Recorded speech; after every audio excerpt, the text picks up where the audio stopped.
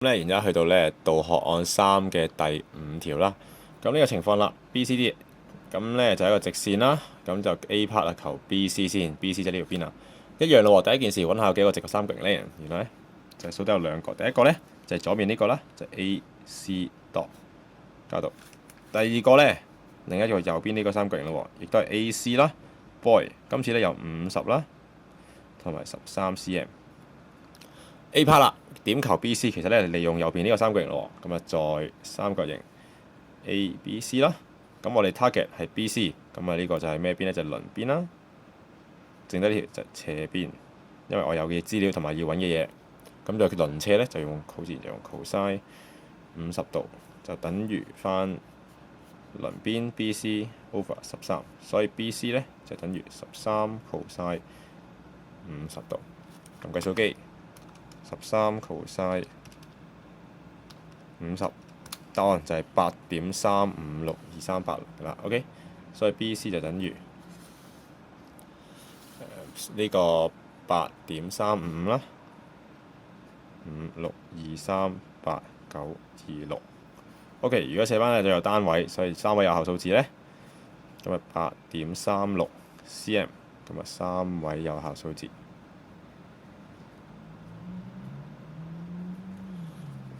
OK， 計完 BC 啦，然之後計 AD 點用我哋用呢條斜邊係咪？呢個我哋就 target 第 B part 嘅答案，但係成條數冇任何資料過，但係唔緊要。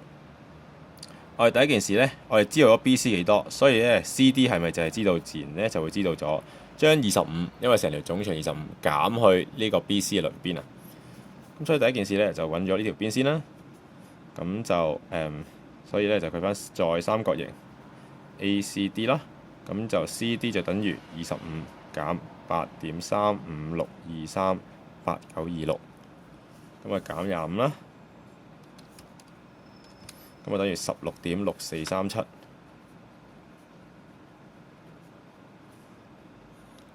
OK， 16.64376啦。好啦，計完 CD 喎，16.64376。咁然之後啦，再點計呢？咁如果你用呢個咯喎，然後我哋就知道啦。AC 點有冇辦法計到啊 ？AC 其實就用翻呢條咯喎，因為 AC 同呢條 AC 就係一樣嘅。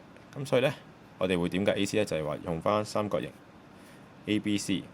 咁今次呢個係對邊嚟嘅喎，所以就係對邊同埋斜邊就用 sin 50度，等於對邊啦，就 AC 除翻13，所以 AC 就等於13嘅 sin 50度啦。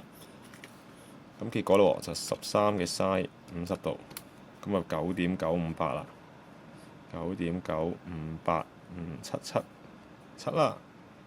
OK， 好啦，咁你計完 AC 9.9587777咁最後啦，我點計 AD就用畢氏定理，咁啊用 CD 嘅二次加 AC 嘅二次就等於 AD 嘅二次方。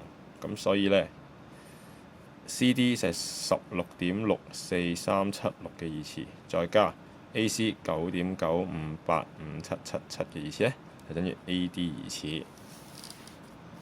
咁啊畢氏定理。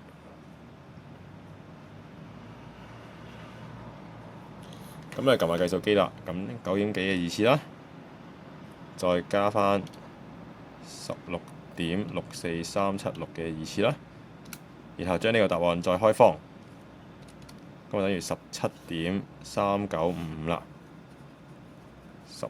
，19.3955。咁如果用翻3位有數字就係19.4嘅 cm， 咁啊3位有效數字，咁就完成第5條啦。